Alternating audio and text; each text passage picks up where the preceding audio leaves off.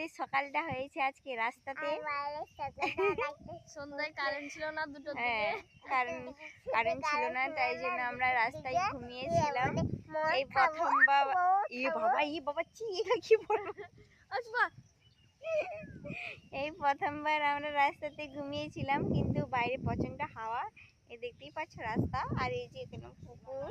এই সবে সকাল হলো, আর হ্যাঁ যে আমার মেয়ে হ্যাঁ যে আদর খাচ্ছে তার মামির কাছে। আর এই যে এই ছেলেটা এরা ভিতরে ঘুমাইছিল, আর এক্ষুনি